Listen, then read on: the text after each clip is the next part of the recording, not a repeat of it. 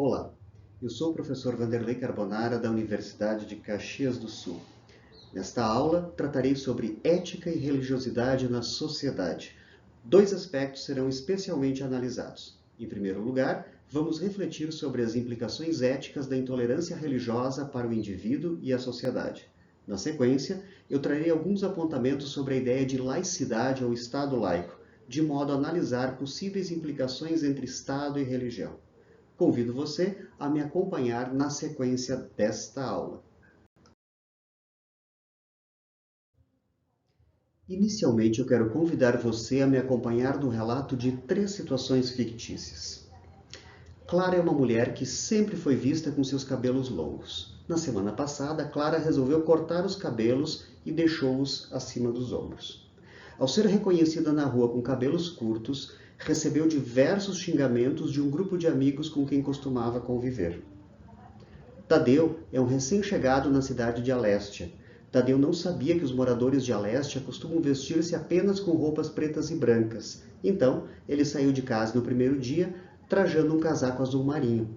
Os transeuntes que o viram tentaram linchá-lo. Para prevenir o pior, ele voltou para casa e evita sair, pois não sabe o motivo do tratamento que recebeu. Margarete gosta muito de café, mas seus colegas de trabalho só bebem chá. Ela não gosta de chá. Por tomar café e não chá, Margarete acabou se tornando motivo de chacota da empresa e recebeu o apelido de cafeteira, que muito a incomoda. Agora eu pergunto, Clara está errada por ter cortado seus cabelos? Tadeu está agredindo as demais pessoas por vestir-se com roupas de cor diferente? Margarete é inferior aos demais colegas de trabalho por tomar café ao invés de chá? Sem dúvida, a resposta será não para as 3 perguntas. Mais do que isso, as 3 situações descritas são claramente absurdas. Não há justificativa racional para xingar alguém por ter cortado seus cabelos, linchar por usar roupas de cor diferente e nem discriminar por preferir outra bebida. Escolher o próprio corte de cabelo, a cor da roupa e a bebida preferida é uma decisão pessoal. A minha preferência pelo antigo corte de cabelo da minha amiga não me dá motivos para xingá-la. O fato de eu não gostar da cor da roupa do meu vizinho não justifica que eu o agrida. E também não há justificativa para que eu considere inferior uma pessoa por não compartilhar do mesmo gosto que eu por chá. Esses casos fictícios, que chegam a ser absurdos em suas descrições, foram criados para enfatizar que assuntos exclusivamente de preferência pessoal não podem ser tomados como passíveis de intervenção alheia. Agora analisaremos outros dados que nos chegam como registros oficiais e também como matérias jornalísticas. Em janeiro de 2025, o canal de denúncias do Ministério dos Direitos Humanos da Cidadania, o Disque 100, publicou o relatório anual e chegou aos noticiários o registro de 3.853 violações de direitos motivadas por intolerância religiosa no ano de 2024, um aumento de mais de 80% em relação a 2023. Os casos de violações de direitos ocorreram contra praticantes da Umbanda, 151 pessoas, do Candomblé, 117 pessoas, de igrejas evangélicas, 88 pessoas, do catolicismo, 53 pessoas, do espiritismo, 36 pessoas. Outras 21 vítimas se declararam de religiosidades afro-brasileiras, 6 como praticantes do islamismo e 2 do judaísmo. Em outras 1.842 denúncias, não houve indicação da religião das vítimas. A maioria das vítimas da discriminação religiosa são mulheres, 1.423 pessoas. Outras 826 violações foram sofridas por homens. Os demais registros não tiveram o gênero informado ou a questão não se aplica porque a denúncia se refere a uma família ou a uma comunidade. Com esses dados recentes, não é difícil perceber que a discriminação e a violência motivada por discordância de crença religiosa ainda é bastante frequente no Brasil. No entanto, a crença religiosa de uma pessoa é assunto de foro íntimo. A forma como cada pessoa acredita que se realiza religiosamente não pode ser tomada como pretexto para ações de discriminação ou violência devido a discordâncias. Por esse motivo, o tema da tolerância religiosa se faz premente nos estudos de ética. Mas afinal, o que se entende por tolerância religiosa? Historicamente, a tolerância religiosa remonta a vários períodos e modos de abordagem. Aqui, eu farei um recorte sobre a modernidade, especialmente nos séculos XVI, XVII e XVIII. No século XVI, o cristianismo se dividiu na Europa entre católicos e protestantes. É o período da Reforma. Essa divisão não foi pacífica. Nesse mesmo período, temos a consolidação dos Estados nacionais. A Europa está vivendo uma transição do modelo feudal para o absolutismo. Os reis se tornaram governantes com poder sobre todo o território do país.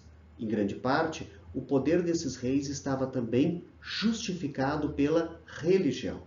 Por isso, o rei determinava também a crença dos seus súditos. Com a reforma protestante, os reis católicos combatiam o avanço dos reformistas.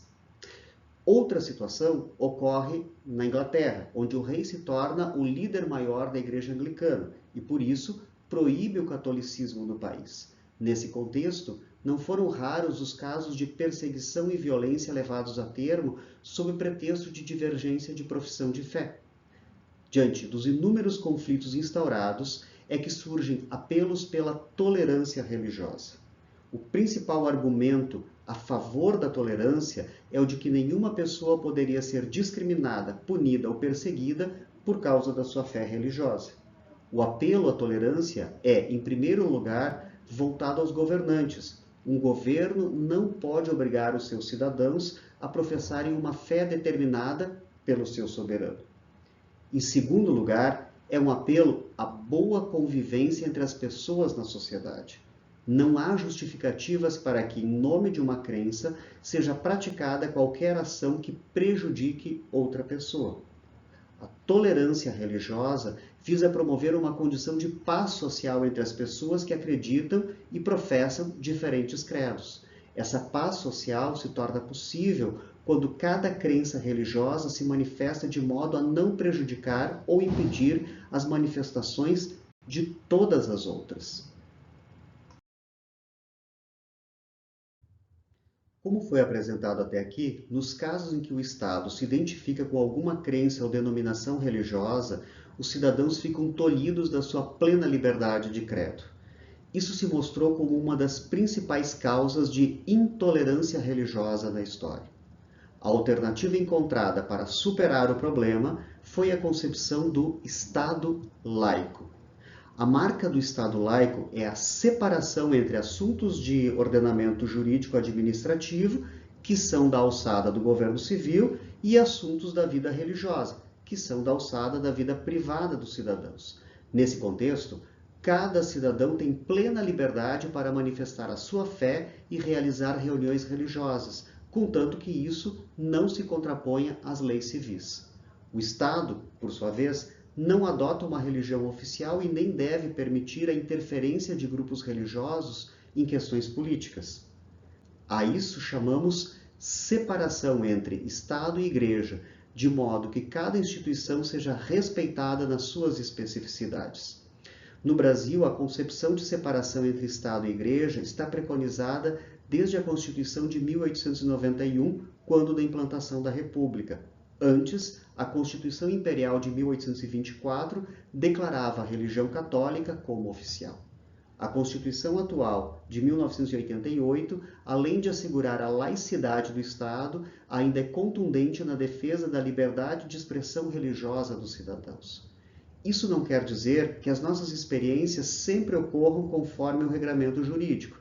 Infelizmente, como já foi apontado, enfrentamos muitas violações de direitos religiosos de cidadãos em diferentes épocas, inclusive na atualidade. Assim como também convivemos com um expressivo conjunto de influências de crenças religiosas sobre as instâncias governamentais. Esses dois problemas se conjugam. Quanto mais religião e Estado se confundem, mais recorrentes são os casos de intolerância. Ao contrário, a separação entre Estado e religião permite que os crimes de intolerância sejam combatidos com maior rigor. Revisando então, Por que o Estado laico tem se mostrado uma alternativa mais adequada? Primeiro, que por separar assuntos de Estado de assuntos de religião, fica mais claro o que é interesse público de toda a sociedade e o que é de interesse privado aos congregados de uma mesma orientação religiosa.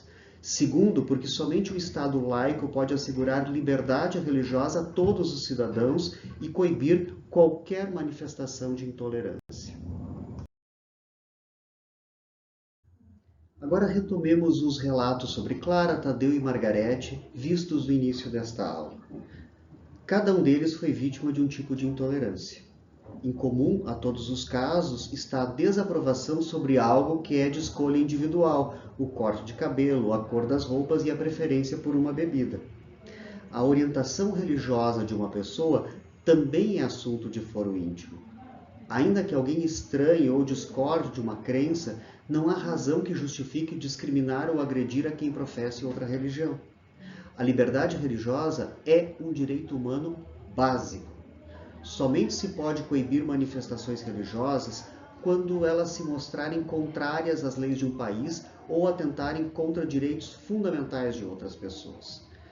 Por exemplo, quando, em nome de uma religião, persegue-se os que professam outra crença, fica caracterizada a prática de intolerância. Tudo isso nos conduziu nesta aula à defesa da tolerância religiosa. Mas agora cabe perguntar: é suficiente tolerar o outro na sua crença? Se do ponto de vista da organização das leis do Estado a tolerância representou um avanço à convivência social, do ponto de vista ético, ainda há limites a serem questionados. Quem tolera não necessariamente respeita e não necessariamente acolhe. Eu posso apenas tolerar ou suportar por conveniência ou obrigação. A reflexão ética nos conduz a pensar, além da garantia de direitos básicos, também em nossos valores humanos mais profundos. Se a tolerância produz um estado de paz social imediato, ela pode guardar em si ressentimentos e frustrações que poderão produzir violências futuras. O convite que se faz aqui é para pensarmos o outro como alguém diferente e nem por isso inferior ou adversário. O outro é inteiramente outro. Se, por um lado, o tratamento igualitário assegura que todos tenham acesso aos mesmos direitos, é no reconhecimento da diferença que poderemos perceber o potencial de cada pessoa. O convite final desta aula é para refletirmos sobre o quanto podemos avançar como humanidade a partir de uma postura de acolhimento às diferenças. Assim, as diferenças de crenças e manifestações de religiosidade poderão estar muito mais a serviço da promoção da paz e da solidariedade do que dispondo as pessoas a disputas de poder.